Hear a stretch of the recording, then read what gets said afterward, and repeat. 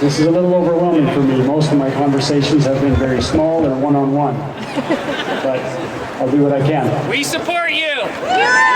Thank you. First of all, thank you to Stacy, Vince, Dr. Panesi for bringing me into the mix to come speak with you here today.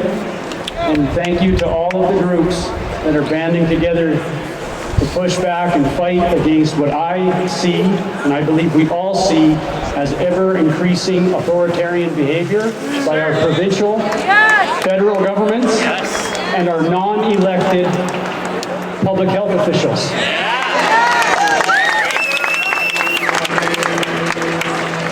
You know, I'm not sure if you're all aware of this, but there's actual scientific research that supports a correlation between infectious disease and authoritarian governments coming to power. For specifics on that, I highly recommend that you search the name Dr. Randy Thornhill. He recently did an interview with Dr. Jordan Peterson on his podcast called Death, Disease, and Politics. And he will specify the details of the parasite stress theory that he refers to.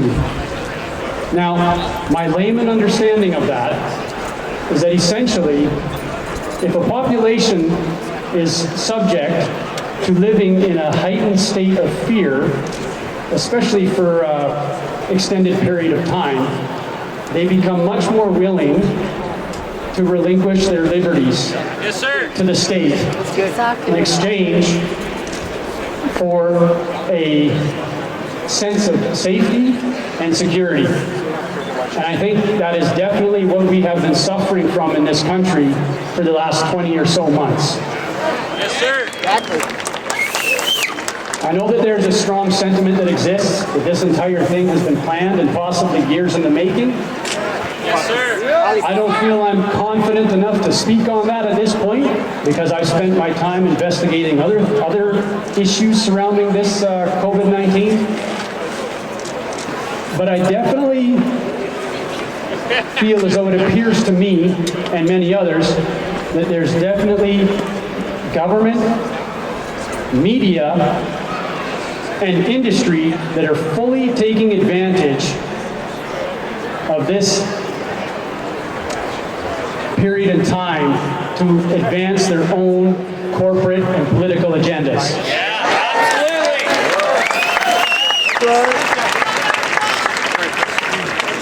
And I make that claim based on my own, I've referred to it before as my own open source investigation surrounding what you might refer to between the official narrative and the counter narrative. If you look at the official narrative, what we're seeing from our public health officials and our government and our mainstream media, I think you'll find very consistently three major themes. Some of you may have heard me mention this before, but I think they're worth repeating here today. You have general vague statements. We all know what they are. Safe and effective. Benefits outweigh the risk. Our actions are based on the best available evidence.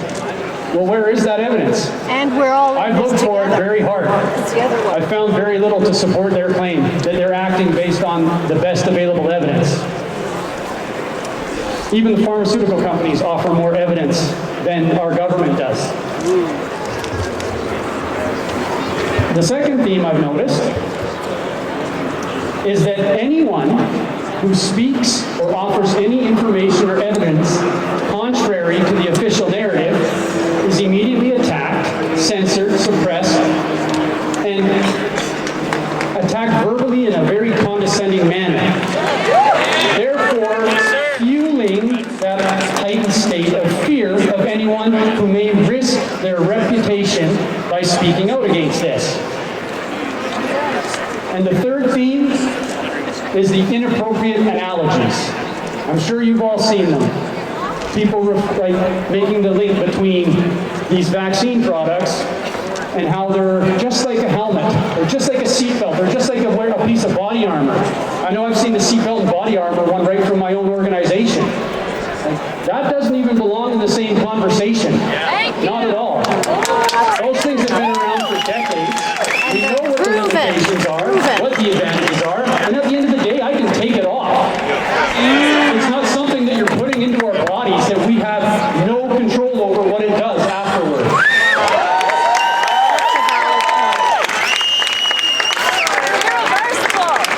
Now, pivoting to the counter-narrative.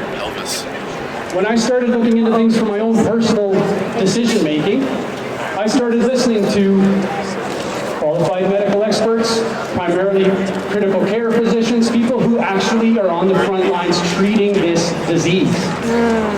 And I paid attention to virologists, immunologists, vaccinologists, people who spent their entire careers in these germane scientific fields. I don't count on the media for anything, and I haven't for years. I'm a police officer, I know better.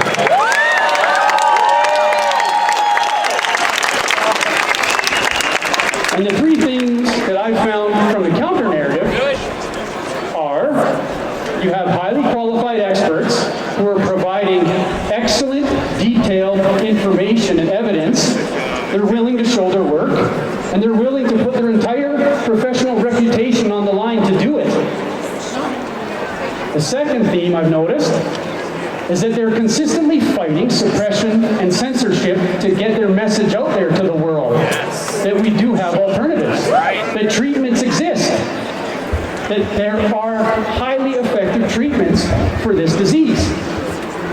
But they're not in the interest of the big pharmaceutical companies. That's right. And further to that we can all do things to make ourselves more resilient to this disease. We don't have to sit there and live in fear. We can do things to protect ourselves beyond taking a needle in the arm. And the third theme that I've noticed from the counter-narrative is that they consistently say that we need to focus on the vulnerable, because it doesn't matter what your vaccination status is.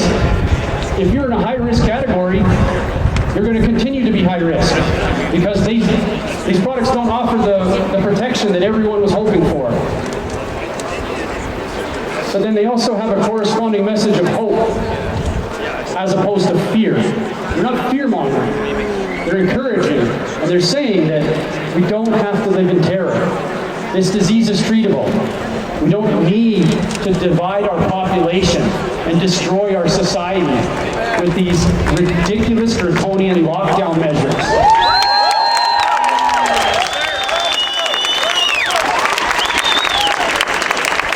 So, as a police officer, I spent a good chunk of my career as an investigator before I transitioned into the tactical side of policing. Investigate Trudeau. Why don't you do that? We're working on it.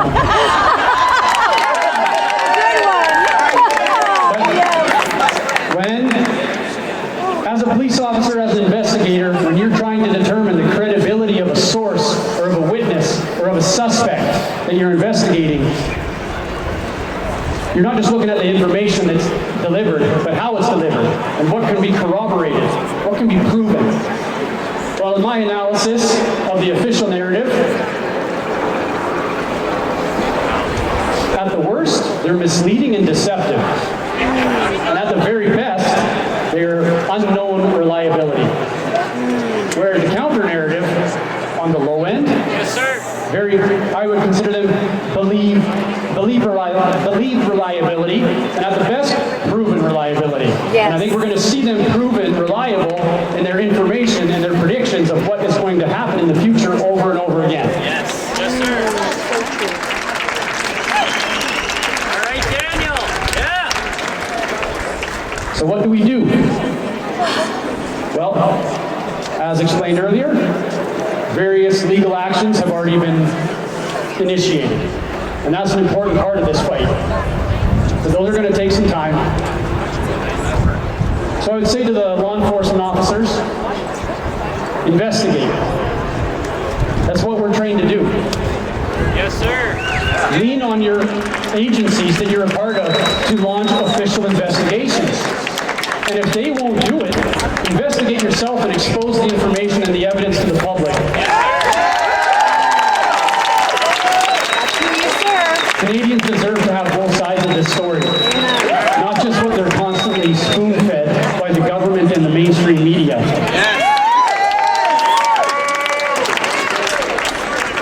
And I would say the third thing we need to do is we need to lead people. Yes, sir. We need to lead people on how to be brave and how to be courageous. Yes. Joshua 1:9. Because that's not in necessarily everyone's conditioned state. Be brave and courageous.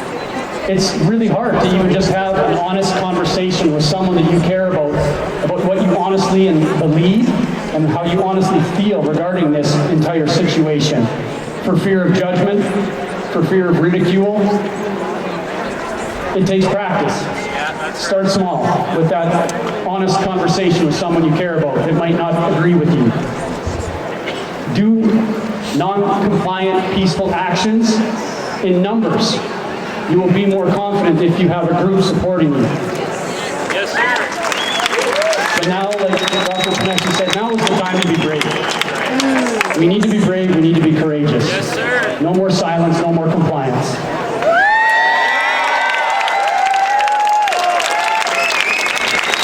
If I can circle back to the rise of the authoritarian government, what I have learned from paying attention to history and people who know a lot more about it than I do, is that authoritarian governments come to power because the population allows them to do it. Yes, sir. And because the police and the security forces support it and enforce it. Yes, sir. I truly believe that if enough Canadians stand up and say, no, we're not doing this anymore, we're not going to mistreat each other, we're not going to dehumanize other Canadian citizens based on a personal medical choice, the government will lose power. Yes, sir. They will have no power over us. It's our house. If you look around the world, there's other countries that are already seeing that shift. Other police forces in other parts of the world are marching in solidarity with their citizens. And that's what we need here in Canada right now.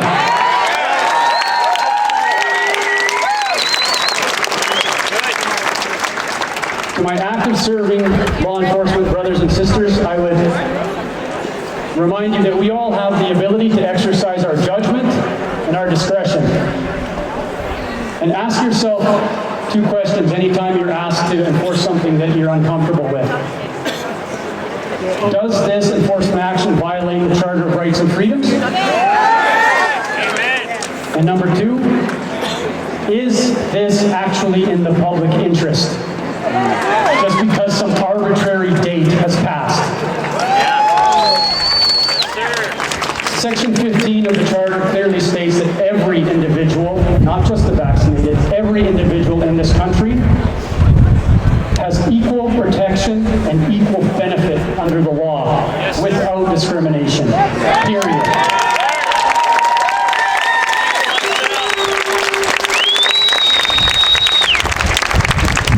The last 8 years of my career have been highly specialized,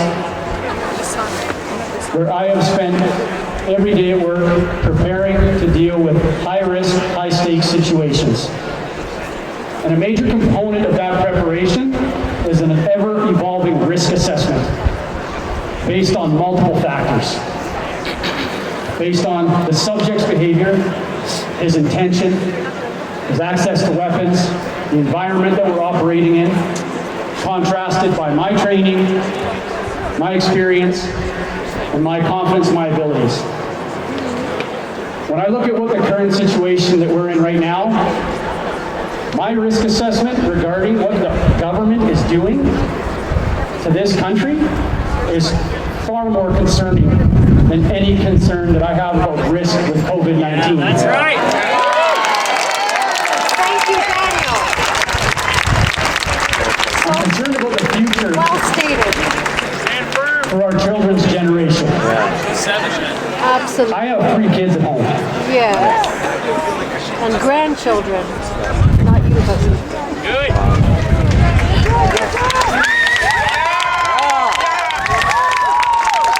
Support you, Daniel. People ask me why I'm doing what I'm doing, because I have to look them in the eye. That's right. They need to know what kind of man their father was.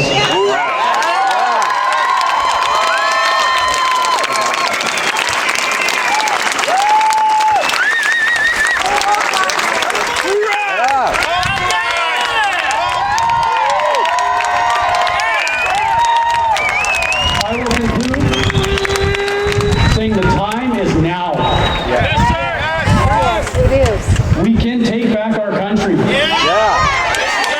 If we stand together, we stop complying, we stop enforcing this authoritarian policies and mandates and regulations. Yes, sir.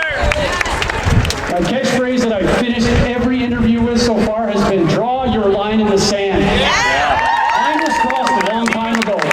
Draw it now, have it in your mind, be prepared to push back if they approach